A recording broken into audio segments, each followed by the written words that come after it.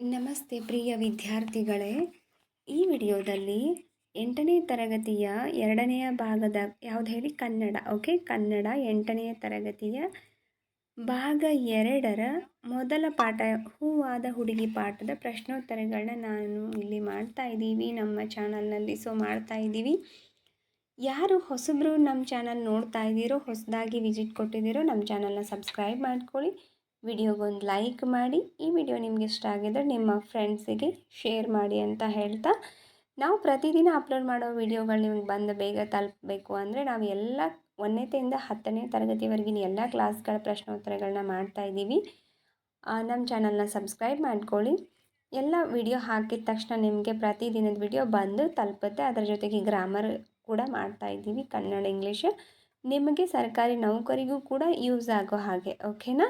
ಬನ್ನಿ, ತಡ ಮಾಡದೆ ಪ್ರಾರಂಭ ಮಾಡೋಣ. ವಿಡಿಯೋನ ಪರಿಪೂರ್ಣವಾಗಿ ನೋಡಿ, ನಿಮಗೆ ಖಂಡಿತ ಅರ್ಥ ಆಗುತ್ತೆ. ಪ್ರಶ್ನೋತ್ತರಗಳು ತುಂಬ ಕ್ಲಿಯರ್ ಆಗಿದೆ. ಓಕೆ, ಬನ್ನಿ ಮುದ್ದು ಮಕ್ಕಳೇ, ಪ್ರಾರಂಭ ಮಾಡೋಣ. ಮೊದಲನೆಯ ಪ್ರಶ್ನೆ ನೋಡಿ ಏನಿದೆ ಒಂದು ವಾಕ್ಯಗಳಲ್ಲಿ.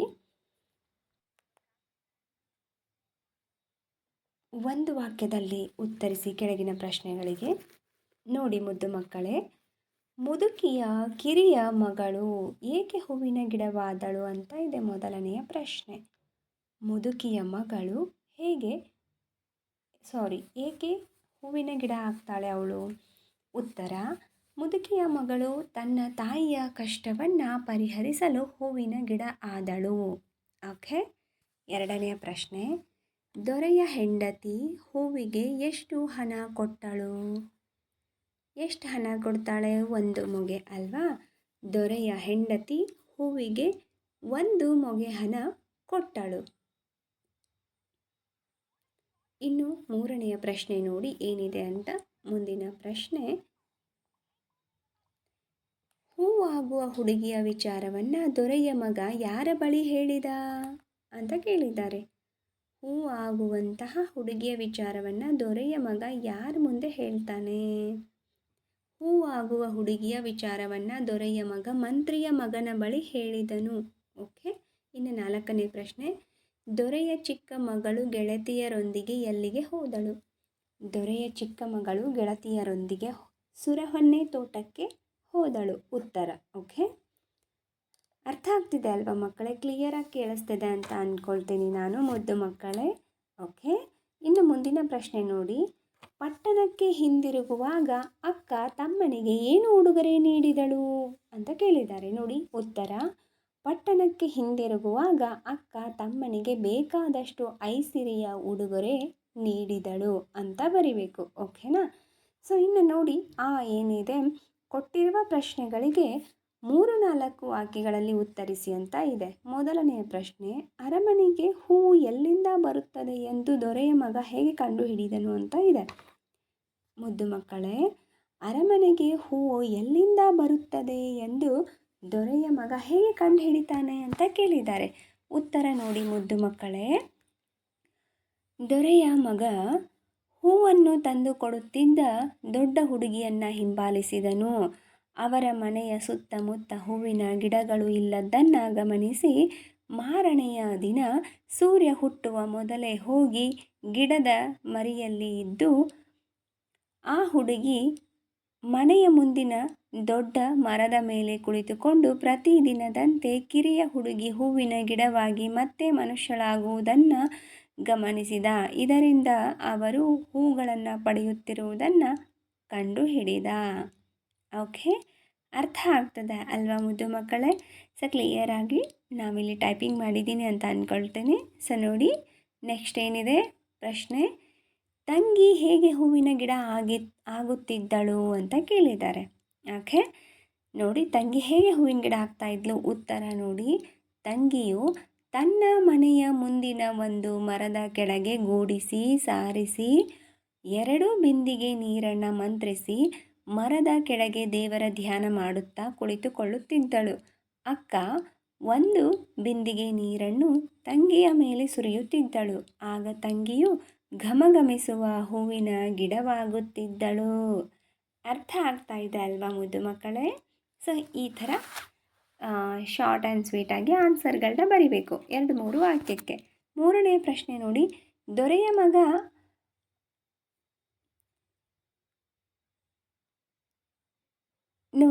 ದೊರೆಯ ಮಗ ದೇಶಾಂತರ ಹೋಗಲು ಏನು ಕಾರಣ ಅಂತ ಕೇಳಿದ್ದಾರೆ. ಉತ್ತರ: ದೊರೆಯ ಮಗ ತನ್ನ ತಂಗಿ ಮತ್ತು ಅವಳ ಗೆಳತಿಯರು ಸುರಹೊನ್ನೆ ತೋಟಕ್ಕೆ ಉಯ್ಯಾಲೆ ಆಡಲು ಹೆಂಡತಿಯನ್ನು ಕರೆದುಕೊಂಡು ಹೋಗಿದ್ದು, ಅಲ್ಲಿ ನಡೆದ ಸಂಗತಿಯನ್ನು ತಿಳಿಯದೆ ತನ್ನ ಹೆಂಡತಿ ತಪ್ಪಿಸಿಕೊಂಡಿದ್ದಾಳೆಂದು ತಿಳಿದು ಬೇಸರಗೊಂಡು ಸನ್ಯಾಸಿಯಂತೆ ಕಾವಿ ತೊಟ್ಟು ದೇಶಾಂತರ ಹೋದನು ಅಂತ ಬರಿಬೇಕು. ಓಕೆ. ಸೊ 4ನೇ ಪ್ರಶ್ನೆ ನೋಡಿ, ಅರ್ಧಂಬರ್ಧ ದೇಹವಾಗಿದ್ದವಳು ಹೇಗೆ ರಾಣಿಯ ಅರಮನೆ ಸೇರಿದಳು ಅಂತ ಕೇಳಿದ್ದಾರೆ. ಉತ್ತರ: ಅರ್ಧಂಬರ್ಧ ದೇಹವಾಗಿ ಇದ್ದಂತಹ ಹುಡುಗಿಯು ತನ್ನ ಗಂಡನ ದೊಡ್ಡಕ್ಕನ ಮದುವೆ ಮಾಡಿಕೊಟ್ಟಿದ್ದ ಪಟ್ಟಣದಲ್ಲಿ ಬಿದ್ದಿದ್ದಳು. ಆ ಪಟ್ಟಣದ ದಾದೇರು ಗೌಡೇರು ದಿನವಹಿ ನೀರಿಗೆ ಹೋಗಿ ಬರುವಾಗ ಅವಳನ್ನು ನೋಡಿ ಈ ವಿಚಾರವನ್ನು ರಾಣಿಗೆ ತಿಳಿಸಿ, ಅವಳನ್ನು ನೋಡಿದರೆ ನಿಮ್ಮ ತಮ್ಮನ ಹೆಂಡತಿ ಎಂದು ಕಾಣುತ್ತದೆ, ಕರೆದು ತರಲೆ ಎಂದು ಕೇಳುತ್ತಾರೆ. ಆಗ ರಾಣಿ ಅವಳ ಸೇವೆ ಮಾಡಿ ಅನ್ನ ಹಾಕಬೇಕಾಗುತ್ತದೆ ಎಂದು ತಾತ್ಸಾರ ಮಾಡಿದಾಗ ದಾದಿಯರು ರಾಣಿಯನ್ನು ಒತ್ತಾಯಿಸಿ ಗೋಗರೆದು ಅವಳನ್ನು ಅರಮನೆಗೆ ಕರೆದುಕೊಂಡು ಬಂದರು. ಹೀಗೆ ಹುಡುಗಿ ರಾಣಿಯ ಅರಮನೆಯನ್ನು ಸೇರಿದಳು ಅಂತ ಉತ್ತರವನ್ನು ಬರಿಬೇಕು. ಇನ್ನು ಮುಂದಿನ ಪ್ರಶ್ನೆ ನೋಡಿ ಮುದ್ದು ಮಕ್ಕಳೇ, ಏನಿದೆ ಅಂದರೆ ಮುಂದಿನ ಪ್ರಶ್ನೆ, ಕೊಟ್ಟಿರುವ ಪ್ರಶ್ನೆಗಳಿಗೆ 8ರಿಂದ 10 ವಾಕ್ಯದಲ್ಲಿ ಉತ್ತರಿಸಿ. ಮೊದಲನೆಯ ಪ್ರಶ್ನೆ, ದೊರೆಯ ಕಿರಿಯ ಮಗಳು ತನ್ನ ಅತ್ತಿಗೆಗೆ ಮಾಡಿದ ದ್ರೋಹವೇನು? ಉತ್ತರ: ದೊರೆಯ ಕಿರಿಯ ಮಗಳು ತನ್ನ ಅತ್ತಿಗೆ ಮತ್ತು ಗೆಳತಿಯರೊಡನೆ ಸುರಹೊನ್ನೆ ತೋಟಕ್ಕೆ ಹೋಗಿ ಅತ್ತಿಗೆಯನ್ನು ಹೂವಿನ ಗಿಡವಾಗುವಂತೆ ಕೇಳಿಕೊಂಡಳು. ಅತ್ತಿಗೆ ನಾನು ಮನುಷ್ಯಳೆ, ಹುಚ್ಚಾಗಿ ಆಡಬೇಡ ಎಂದು ವಿರೋಧಿಸಿದಳು. ಆದರೂ ದೊರೆಯ ಮಗಳು ನಿಷ್ಠುರವಾಗಿ ಮಾತನಾಡಿ ಬಲವಂತವಾಗಿ ಅತ್ತಿಗೆಯನ್ನು ಒಪ್ಪಿಸಿದಳು. ಆದರೆ ಹೂವು ಕೀಳುವ, ನೀರು ಹಾಕುವ ವಿಧಾನವನ್ನು ಸರಿಯಾಗಿ ಆಲಿಸದೆ ನಿರ್ಲಕ್ಷಿಸಿ ಅಡ್ಡಾದಿಡ್ಡಿಯಾಗಿ ನೀರು ಸುರಿದು ಆಕೆ ಅರ್ಧಂಬರ್ಧ ಗಿಡವಾದಳು. ನಂತರ ಹೂವು ಕೀಳೋ ಆತುರದಲ್ಲಿ ಎಲೆ ಸುಳಿ ಕಿತ್ತು ರೆಂಬೆ ಕಿತ್ತು ಬಿಟ್ಟರು. ಆಗ ಅಷ್ಟರಲ್ಲಿ ಹೊತ್ತು ಮುಳುಗುವ ಸಮಯವಾಗಿ ಮಳೆ ಜೋರಾಗಿ ಬರತೊಡಗಿತ್ತು. ಮನೆಗೆ ಬೇಗ ಹೋಗುವ ಅವಸರದಲ್ಲಿ 2ನೆಯ ಬಿಂದಿಗೆ ನೀರನ್ನು ಸರಿಯಾಗಿ ಸುರಿಯದೆ ಮನೆಗೆ ಓಡಿ ಹೋದರು. ಇದರಿಂದ ತನ್ನ ಅತ್ತಿಗೆ ಕೈ ಕಾಲುಗಳಿಲ್ಲದೆ ಗಾಯಗೊಂಡ ಅರ್ಧಂಬರ್ಧ ದೇಹವಾಗಿ ಜೋರಾಗಿ ಬರುತ್ತಿರುವ ಮಳೆಯಲ್ಲಿ ತೇಲಿ ಮೋರಿಯಲ್ಲಿ ಬಿದ್ದಳು. ಹೀಗೆ ದೊರೆಯ ಕಿರಿಯ ಮಗಳು ತನ್ನ ಅತ್ತಿಗೆಗೆ ದ್ರೋಹವನ್ನು ಮಾಡಿದಳು. 2ನೆಯ ಪ್ರಶ್ನೆ, ದೊರೆಯ ಮಗ ತನ್ನ ಹೆಂಡತಿಯನ್ನು ಹೇಗೆ ಪುನಃ ಪಡೆದನು ಅಂತ ಇದೆ. ಉತ್ತರ: ದೊರೆಯ ಮಗ ತನ್ನ ಹೆಂಡತಿಯನ್ನು ಹೇಗೆ ಪುನಃ ಪಡೆದ ಅಂತಂದರೆ ನೋಡಿ, ಹೂವಾದ ಹುಡುಗಿಯ ಅರ್ಧಂಬರ್ಧ ದೇಹವಾಗಿ ಮೋರಿಯಲ್ಲಿ ಬಿದ್ದು ನರಳಾಡುವಾಗ ಅರಳೆಗಾಡಿಯವನು ಅವಳನ್ನು ನೋಡಿ ತಕ್ಕ ಮಟ್ಟಿಗೆ ಉಪಚರಿಸಿ ಅವಳನ್ನು ಮುಂದಿನ ಊರಿನ ಮಂಟಪದಲ್ಲಿ ಬಿಟ್ಟು ಹೋದನು. ಆ ಮಂಟಪವು ತನ್ನ ಗಂಡನ ದೊಡ್ಡಕ್ಕನ ಮದುವೆ ಮಾಡಿಕೊಟ್ಟಿದ್ದ ಮಂಟಪವಾಗಿತ್ತು. ಆ ಮಂಟಪದ ದಾದೇರು ಗೌಡೇರು ದಿನವಹಿ ನೀರಿಗೆ ಹೋಗಿ ಬರುವಾಗ ನೋಡಿ ರಾಣಿಗೆ ತಿಳಿಸಿದರು. ಅವಳು ನಿಮ್ಮ ತಮ್ಮನ ಹೆಂಡತಿಯಂತೆ ಕಾಣುತ್ತಾಳೆ, ಅವಳನ್ನು ಕರೆತರಲೆ ಎಂದು ಕೇಳಿದಾಗ ರಾಣಿ ನಿರಾಕರಿಸುತ್ತಾಳೆ. ಆದರೆ ದಾದೇರು ಗೌಡೇರು ರಾಣಿಯನ್ನು ಒತ್ತಾಯಿಸಿ ಗೋಗರೆದು ಅವಳನ್ನು ಅರಮನೆಗೆ ಕರೆದು ತಂದು ಸ್ನಾನ ಔಷಧಿ ಉಪಚಾರ ಮಾಡಿದರು. ಇತ್ತ ದೇಶಾಂತರ ಬಂದ ದೊರೆಯ ಮಗ ಊರ ಬಾಗಿಲಲ್ಲಿ ಕುಳಿತಿದ್ದನು. ಅದನ್ನು ನೋಡಿ ತಿಕ್ಕಲು ಮನುಷ್ಯನು, ಹಾಗೆ ಗಡ್ಡ ಮೀಸೆ ಬೆಳೆದ ಅವನು ನಿಮ್ಮ ತಮ್ಮನಂತೆ ಕಾಣುತ್ತಿದ್ದಾನೆ ಎಂದು ದಾದಿಯರು ರಾಣಿಗೆ ತಿಳಿಸಿದಾಗ ರಾಣಿಯು ತನ್ನ ತಮ್ಮನೆಂದು ತಿಳಿದು ಅರಮನೆಗೆ ಕರೆದುಕೊಂಡು ಬಂದು ಉಪಚಾರ ಅಲಂಕಾರ ಮಾಡಿದಳು. ಎಷ್ಟೇ ಉಪಚಾರ ಮಾಡಿದರೂ ತನ್ನ ತಮ್ಮ ಮಾತನಾಡದ ಕಾರಣ ಮಾರನೆಯ ದಿನ ರಾತ್ರಿ ದಾದಿಯರು ಆ ಹೂವಾದ ಹುಡುಗಿಯನ್ನು ಶೃಂಗಾರ ಮಾಡಿ ಅವನ ಮಂಚದ ಮೇಲೆ ಕೂಡಿಸಿದರು.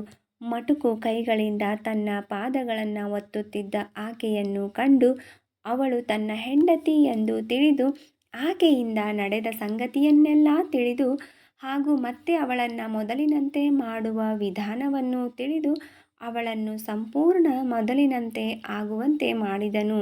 ಹೀಗೆ ದೊರೆಯ ಮಗ ತನ್ನ ಹೆಂಡತಿಯನ್ನು ಮರಳಿ ಪಡೆದನು. ಇದಿಷ್ಟು ಸಿಂಪಲ್ಲಾಗಿ ಇದರ ಉತ್ತರ.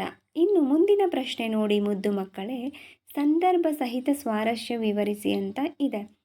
ಒಂದನೇದ್ದು, ಅಕ್ಕಯ್ಯ ಅಮ್ಮನಿಗೆ ಹೇಳಬೇಡ ಮುಚ್ಚಿಡು. ಉತ್ತರ ಆಯ್ಕೆ ಮೇಲಿನ ಈ ವಾಕ್ಯವನ್ನು ಕೆ ರಾಮಾನುಜನರು ಬರೆದ ಹೂವಾದ ಹುಡುಗಿ ಪಾಠದಿಂದ ಆಯ್ದುಕೊಳ್ಳಲಾಗಿದೆ. ಈ ಥರ ನೀವು ಸಂದರ್ಭ ವಿವರಿಸಿ ಬರೆಯುವಾಗ ಆಯ್ಕೆ, ಸಂದರ್ಭ, ಸ್ವಾರಸ್ಯ ಮೂರನ್ನು ಬರಿಬೇಕಾಗತ್ತೆ. ಓಕೆ, ಸೊ ದ್ಯಾಟ್ ಇದು ಆಯ್ಕೆ ಎಲ್ಲಿದೆ, ಎಲ್ಲಿಂದ ತಗೊಂಡಿದೆ ಈ ವಾಕ್ಯವನ್ನು? ಕೆ ರಾಮಾನುಜನರು ಬರೆದಂತಹ ಹೂವಾದ ಹುಡುಗಿ ಅನ್ನುವಂತಹ ಪಾಠದಿಂದ ಈ ಮೇಲಿನ ವಾಕ್ಯವನ್ನು ಆರಿಸಿಕೊಳ್ಳಲಾಗಿದೆ ಅಥವಾ ಆಯ್ದುಕೊಳ್ಳಲಾಗಿದೆ ಅಂತ ಬರಿಬೇಕು. ಇದರ ಸಂದರ್ಭ ಏನು ನೋಡಿ, ಅಕ್ಕಯ್ಯ ಅಮ್ಮನಿಗೆ ಹೇಳಬೇಡ ಮುಚ್ಚಿಡು ಅಂತ ಯಾಕೆ ಆ ಹುಡುಗಿ ಹೇಳ್ತಾಳೆ, ಯಾವ ಸಂದರ್ಭದಲ್ಲಿ ಹೇಳ್ತಾಳೆ ಅಂದರೆ ನೋಡಿ ಮುದ್ದು ಮಕ್ಕಳೇ, ಕೂಲಿ ಮಾಡಿ ತಾಯಿ ತಮ್ಮನ್ನು ಸಾಕುತ್ತಿದ್ದಾಗ ತಾಯಿಗೆ ಸಹಾಯ ಮಾಡಲು ತಾನು ಹೂವಿನ ಗಿಡವಾಗಿ ಆ ಹೂವುಗಳನ್ನು ಮಾರಿ ಬಂದ ಹಣವನ್ನು ತಂಗಿಗೆ ತೋರಿಸಿದಾಗ ಈ ಮೇಲಿನ ಮಾತನ್ನು ತಂಗಿ ಅಕ್ಕನಿಗೆ ಹೇಳಿದಳು. ನೋಡಿ, ಹೂ ಮಾರಿ ಬರ್ತಾರೆ, ಆಗ ಅಕ್ಕ ಕೇಳ್ತಾಳೆ, ಹೂ ಭಾಳಷ್ಟು ದುಡ್ಡು ಬಹಳಷ್ಟು 5 ಮೊಗೆ ದುಡ್ಡಾದಿಂದ ಹೇಳುವಾಗ ತಂಗಿ ಹೇಳ್ತಾಳೆ. ಸ್ವಾರಸ್ಯ ಯಾಕೆ, ಏನಿದೆ ಇದರಲ್ಲಿ ಸ್ವಾರಸ್ಯ ಈ ವಾಕ್ಯದಲ್ಲಿ ಅಂದರೆ, ತಾಯಿಗೆ ಸಹಾಯವಾಗಲೆಂದು ಅಕ್ಕ ತಂಗಿ ಸೇರಿ ಹೂ ಮಾರುವ ವ್ಯಾಪಾರ ತಾಯಿಗೆ ತಿಳಿಸಿದರೆ ತಾಯಿಯು ತಮ್ಮನ್ನು ಬೈಯಬಹುದೆಂಬ ಭಯ ಈ ಮೇಲಿನ ವಾಕ್ಯದ ಸ್ವಾರಸ್ಯವಾಗಿದೆ. ಅರ್ಥ ಆಗ್ತಿದೆ ಅಲ್ವಾ ಮುದ್ದು ಮಕ್ಕಳೇ? ಸೊ ನೋಡಿ, ನೆಕ್ಸ್ಟ್ ಏನಿದೆ, ಈ ಸಂಪತ್ತಿಗೆ ನನ್ನನ್ನು ಏಕೆ ಮದುವೆ ಆದಿರಿ, ನನ್ನನ್ನು ಏಕೆ ಮದುವೆಯಾದಿರಿ. ನೋಡಿ ಆಯ್ಕೆ ಈ ಮೇಲಿನ ವಾಕ್ಯವನ್ನು ಕೆ ರಾಮಾನುಜನರು ಬರೆದಂತಹ ಹೂವಾದ ಹುಡುಗಿ ಪಾಠದಿಂದ ಆಯ್ದುಕೊಳ್ಳಲಾಗಿದೆ. ಸಂದರ್ಭ, ರಾಜನ ಮಗಳು ಹೂವಿನ ಗಿಡವಾಗುತ್ತಿದ್ದ ಹುಡುಗಿಯನ್ನು ಮದುವೆಯಾದ ಮೇಲೆ ಅವರಿಬ್ಬರು ಒಟ್ಟಿಗೆ ಇದ್ದ ಮೊದಲ ದಿನ ಅವರೇ ಮಾತನಾಡಲಿ ಅಂತ ಅವಳೇ ಮಾತನಾಡಲಿ ಅಂತ ಅವನು. ಹೀಗೆ ಇಬ್ಬರು ಸುಮ್ಮನೆ ಮಾತನಾಡದೆ ಕುಳಿತಾಗ ಹೂವಾಗುತ್ತಿದ್ದ ಹುಡುಗಿ ತನ್ನ ಗಂಡ ದೊರೆ ಮಗನಿಗೆ ಹೇಳಿದಳು ಈ ಮೇಲಿನ ವಾಕ್ಯವನ್ನು. ಓಕೆ, ಸೊ ದ್ಯಾಟ್ ಹೆಂಡತಿ ತನ್ನ ಗಂಡನಿಗೆ ಈ ಮೇಲಿನ ವಾಕ್ಯವನ್ನು ಹೇಳ್ತಾಳೆ. ಓಕೆ, ನೋಡಿ ಮುದ್ದು ಮಕ್ಕಳೇ, ಇದರ ಸ್ವಾರಸ್ಯ ಏನಿದೆ, ತನ್ನ ಜೊತೆ ಮಾತನಾಡಲು ಇಷ್ಟವಿಲ್ಲದ ಮೇಲೆ ತನ್ನನ್ನೇಕೆ ಮದುವೆಯಾಗಬೇಕಿತ್ತು ಎಂಬ ನೇರ ದಿಟ್ಟತನ ಹಾಗೂ ಹುಸಿ ಮುನಿಸು ಇಲ್ಲಿ ಸ್ವಾರಸ್ಯಕರವಾಗಿದೆ ಈ ವಾಕ್ಯದಲ್ಲಿ. ಓಕೆನಾ ಮುದ್ದು ಮಕ್ಕಳೇ? ಅರ್ಥ ಆಗ್ತದೆ ಅಲ್ವಾ ನಿಮಗೆ? ನಾನೀಗಾಗಲೇ ಪಾಠ ಹೇಳಿದ್ದೀನಿ ವಿವರಣೆಯೊಂದಿಗೆ. ನೀವು ನಮ್ಮ ಚಾನಲ್ನಲ್ಲಿದೆ, ಬೇಕಾದರೆ ನೋಡಬಹುದು. ಡಿಸ್ಕ್ರಿಪ್ಷನ್ ಬಾಕ್ಸಲ್ಲಿ ಅದರ ಲಿಂಕನ್ನು ಕೊಟ್ಟಿರ್ತೀನಿ.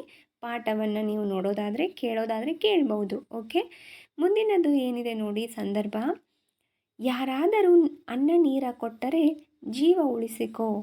ಆಯ್ಕೆ ಈ ಮೇಲಿನ ವಾಕ್ಯವನ್ನು ಕೆ ರಾಮಾನುಜನರು ಬರೆದ ಹೂವಾದ ಹುಡುಗಿ ಪಾಠದಿಂದ ಆಯ್ದುಕೊಳ್ಳಲಾಗಿದೆ. ಸಂದರ್ಭ, ಹೂವಾದ ಹುಡುಗಿ ಅರ್ಧಂಬರ್ಧ ದೇಹವಾಗಿ ಮೂರಿಯಲ್ಲಿ ಬಿದ್ದಿದ್ದಾಗ ಅರಳೆಗಾಡಿಯವನು ಅವಳನ್ನು ನೋಡಿ ಕನಿಕರದಿಂದ ಅವಳನ್ನು ಕರೆದುಕೊಂಡು ಮುಂದೆ ಒಂದು ಊರಿನ ಮಂಟಪದಲ್ಲಿ ಅವಳನ್ನು ಕೂಡಿಸಿ ಹೋಗುವಾಗ ಈ ಮೇಲಿನ ಮಾತನ್ನು ಹೇಳಿದನು. ಯಾರಿಗೆ? ಹುಡುಗಿಗೆ ಹೇಳಿದನು. ಓಕೆ, ಸ್ವಾರಸ್ಯ ಏನಿದು? ಗಾಡಿಯವನು ಆ ಹುಡುಗಿಗೆ ತೋರಿಸಿದ ಮಾನವೀಯತೆ ಇಲ್ಲಿ ಸ್ವಾರಸ್ಯವಾಗಿದೆ. ಓಕೆನಾ ಮುದ್ದು ಮಕ್ಕಳೇ? ಹಾಗೆ ನೋಡಿ, ಮುಂದಿನ ಪ್ರಶ್ನೆ ಏನಿದೆ, ಅವಳನ್ನು ನೋಡಿದರೆ ನಿಮ್ಮ ತಮ್ಮನ ಹೆಂಡತಿಯಂತೆ ಕಾಣ್ತಾಳೆ. ಆಯ್ಕೆ ಈ ಮೇಲಿನ ವಾಕ್ಯವನ್ನು ಕೆ ರಾಮಾನುಜನರು ಬರೆದಂತಹ ಹೂವಾದ ಹುಡುಗಿ ಪಾಠದಿಂದ ಆಯ್ದುಕೊಳ್ಳಲಾಗಿದೆ. ಓಕೆ, ಸಂದರ್ಭ ಏನಿದೆ ಹಾಗಾದರೆ ನೋಡಿ ಮುದ್ದು ಮಕ್ಕಳೇ, ಅರಳೆಗಾಡಿಯವನು ಅರ್ಧಂಬರ್ಧ ದೇಹವಾಗಿ ಬಿದ್ದಿದ್ದ ಹುಡುಗಿಯನ್ನು ತನ್ನ ಗಾಡಿಯಲ್ಲಿ ಕೂಡಿಸಿಕೊಂಡು ಮುಂದಿನ ಊರಿನ ಮಂಟಪದಲ್ಲಿ ಇಟ್ಟು ಹೋದ ಮೇಲೆ ಆ ಮಾರ್ಗದಲ್ಲಿ ನೀರು ತೆಗೆದುಕೊಂಡು ಹೋಗುತ್ತಿದ್ದ ಅರಮನೆಯ ದಾದೇರು ಗೌಡೇರು ಅವಳನ್ನು ಕಂಡು ಇವಳು ರಾಣಿಯ ತಮ್ಮನ ಹೆಂಡತಿ ಇರಬಹುದು ಎಂದು ಊಹಿಸಿ ಈ ಮೇಲಿನ ಮಾತನ್ನು ರಾಣಿಗೆ ಹೇಳುತ್ತಾರೆ. ಏನು ಸ್ವಾರಸ್ಯ ಇದೆ ಇದರಲ್ಲಿ? ಹಾಗಾದರೆ ಅರಮನೆ ದಾದೇರು ಹೂವಾಗಿ ಇದ್ದಂತಹ ಹುಡುಗಿಗೆ ಅರಮನೆಗೆ ಸೇರಿಸಿದ್ದು ಮತ್ತು ದಾದೆಯರು ತೋರಿದ ಮಾನವೀಯತೆ ಇಲ್ಲಿ ಸ್ವಾರಸ್ಯವಾಗಿದೆ. ಓಕೆನಾ? ಮುಂದಿನ ಪ್ರಶ್ನೆ ನೋಡಿ ಮುದ್ದು ಮಕ್ಕಳೇ. ಖಾಲಿ ಬಿಟ್ಟ ಜಾಗವನ್ನು ಸೂಕ್ತ ಪದಗಳಿಂದ ತುಂಬಿರಿ ಅಂತ ಇದೆ. ನಾನು ಇಲ್ಲಿ ಉತ್ತರಗಳನ್ನ ಮಾತ್ರ ಕೊಟ್ಟಿದ್ದೀನಿ. ನೀವು ಪುಸ್ತಕದಲ್ಲಿ ನೋಡಿ ಪರಿಪೂರ್ಣ ವಾಕ್ಯವನ್ನು ಬರೀರಿ ಮುದ್ದು ಮಕ್ಕಳೇ. ಓಕೆ. ಬಿಟ್ಟ ಸ್ಥಳ: 1ನೇದ್ದು ದೇವರು, 2ನೇದ್ದು ಮದುವೆ, 3ನೇದ್ದು ಹೂವಿನ ಗಿಡ, 4ನೇಯ ಬಿಟ್ಟ ಸ್ಥಳ ಔಷಧಿ. ಓಕೆನಾ ಮುದ್ದು ಮಕ್ಕಳೇ? ಸೊ ನೀವು ಪುಸ್ತಕದಲ್ಲಿ ಇದನ್ನು ನೋಡಿ ಬರೀಬಹುದು. ಓಕೆನಾ? ಸೊ ಮುಂದೆ ಪ್ರಶ್ನೆಗಳೇನಿದೆ ಅಂತ ನೋಡಿ ಮುದ್ದು ಮಕ್ಕಳೇ. ಮುಂದಿನ ಪ್ರಶ್ನೆ, ಇನ್ನು ಇಲ್ಲಿಗೆ ಇದರದ ಪ್ರಶ್ನೋತ್ತರ ಮುಗೀತು. ಸೊ ಇವಾಗ ನಿಮಗೆ ಭಾಷಾ ಚಟುವಟಿಕೆ ಬರ್ತದೆ. ಭಾಷಾ ಅಭ್ಯಾಸ ಜೊತೆಗೆ ಚಟುವಟಿಕೆಗಳು ಬರುತ್ತೆ ಮುದ್ದು ಮಕ್ಕಳೇ. ಓಕೆನಾ? ಸೊ ಅದನ್ನು ತುಂಬ ನೀಟಾಗಿ ನಾನು ಮತ್ತೆ ಇಲ್ಲಿ ಮಾಡಿದ್ದೀನಿ ನೋಡಿ. ಓಕೆನಾ? ಏನಿದೆ ಹಾಗಾದರೆ ಭಾಷಾ ಚಟುವಟಿಕೆ ನೋಡಿ. ಪ್ರಾಯೋಗಿಕ ಭಾಷಾಭ್ಯಾಸ ಫಸ್ಟ್ ನೋಡೋಣ. ಓಕೆನಾ? ಪ್ರಾಯೋಗಿಕ ಭಾಷಾಭ್ಯಾಸದಲ್ಲಿ 1ನೇ ಪ್ರಶ್ನೆ ಏನಿದೆ, ಕೊಟ್ಟಿರುವ ಪದಗಳಲ್ಲಿ ರೂಢನಾಮ, ಅಂಕಿತನಾಮ, ಅನ್ವರ್ಥನಾಮಗಳನ್ನು ಬರೆಯಿರಿ ಅಂತ ಹೇಳಿದ್ದಾರೆ. ಓಕೆನಾ? ರೂಢನಾಮ ನಿಮಗೆ ಪುಸ್ತಕದಲ್ಲೇ ಈ ಪದಗಳನ್ನ ಕೊಟ್ಟಿದ್ದರು. ಇವುಗಳಲ್ಲಿ ಆರಿಸಿ ಬರೀಬೇಕಾಗಿತ್ತು, ಯಾವುದು ರೂಢನಾಮ, ಅಂಕಿತನಾಮ, ಅನ್ವರ್ಥನಾಮ ಅಂತ. ಹಾಗೆ ನಾನಿಲ್ಲಿ ವಿಂಗಡಿಸಿ ಬರೆದಿದ್ದೀನಿ. ರೂಢನಾಮ ರಾಜ ಗಾಳಿ ಆಗುತ್ತೆ, ಅಂಕಿತನಾಮ ಅಡಗೂರು ಕಾಲ ಆಗುತ್ತೆ, ಅನ್ವರ್ಥನಾಮ ವ್ಯಾಪಾರಿ ಮತ್ತು ದೇವಸ್ಥಾನ ಆಗುತ್ತೆ. ಮುದ್ದು ಮಕ್ಕಳೇ, ಈ ಗ್ರಾಮರ್ ಬಗ್ಗೆ ಈ ರೂಢನಾಮ, ಅಂಕಿತನಾಮ, ಅನ್ವರ್ಥನಾಮಗಳಿರ್ಬೋದು, ಸ್ವರಗಳು, ವ್ಯಂಜನಗಳಿಂದ ಹಿಡಿದು ನಾವು ಗ್ರಾಮರ್ನ ಮಾಡ್ತಾ ಇದ್ದೀವಿ. ನಮ್ಮ ಚಾನಲ್ನಲ್ಲಿದೆ ಇಂಗ್ಲೀಷು ಕನ್ನಡ ಗ್ರಾಮರ್ ಕ್ಲಾಸ್ಗಳು. ತದ್ದಿತಾಂತ, ಕೃದಂತ, ಅವ್ಯಯಗಳು, ಪ್ರತ್ಯಯಗಳು ಎಲ್ಲನೂ ನಾವು ಮಾಡ್ತಾ ಇದ್ದೀವಿ. ಜೊತೆಗೆ ಇಂಗ್ಲೀಷು ಕ್ವೆಶ್ಚನ್ ಟ್ಯಾಗ್ ಇರ್ಬೋದು, ಪ್ರಶ್ನೋತ್ತರಗಳಿರ್ಬೋದು, ಎಲ್ಲನೂ ಮಾಡಿದ್ದೀವಿ. ಓಕೆನಾ? ಸೊ ನೋಡ್ತಾ ಇರಿ ನಮ್ಮ ಚಾನಲ್ನ. ನೆಕ್ಸ್ಟ್ ನೋಡಿ ಇದನ್ನು. ಓಕೆನಾ? ನೀವು ನೋಡಿ ಬರ್ಕೊಳ್ಳಿ, ಇದರಲ್ಲೆಲ್ಲ ಇದೆ. ಓಕೆನಾ? ಈ ವಿಡಿಯೋದಲ್ಲಿ ನೆಕ್ಸ್ಟ್ ಏನಿದೆ ನೋಡಿ, ಕೊಟ್ಟಿರುವ ಪದಗಳನ್ನು ಸ್ವಂತ ವಾಕ್ಯದಲ್ಲಿ ಬಳಸಿ ಅಂತ ಇದೆ. ಧ್ಯಾನ ಮಾಡು. ಪ್ರತಿದಿನ ನಿಯಮಿತವಾಗಿ ಧ್ಯಾನ ಮಾಡುವುದರಿಂದ ಆರೋಗ್ಯದ ಯಾವುದೇ ಸಮಸ್ಯೆಗಳನ್ನಾದರೂ ಔಷಧಿ ರಹಿತ ಗುಣಪಡಿಸಬಹುದು. ಹೌದು, ಧ್ಯಾನ ಮತ್ತು ಪ್ರಾಣಾಯಾಮಕ್ಕೆ ನಿಜವಾಗ್ಲೂ ಅನುಲೋಮ ವಿಲೋಮ ಪ್ರಾಣಾಯಾಮ ಬಹಳ ಶ್ರೇಷ್ಠವಾದಂಥದ್ದು. ಓಕೆನಾ? ಯಾವುದೇ ಔಷಧಿ ಗುಳಿಗೆ ಇಲ್ಲದೆ ಜೀವನ ಪೂರ್ತಿ ನೆಮ್ಮದಿಯಾಗಿ ಬದುಕಬಹುದು. ಇನ್ನು ಬಡವರು ಅಂತಂದರೆ ನೋಡಿ, ಬಡವರಿಗೆ ಉಚಿತ ಶಿಕ್ಷಣ ಹಾಗೂ ವೈದ್ಯಕೀಯ ಸೇವೆ ಅಗತ್ಯವಿದೆ. 3ನೇಯದ್ದು ಸಂಪಾದನೆ ಅನ್ನುವಂತಹ ವಾಕ್ಯ ನೋಡಿ.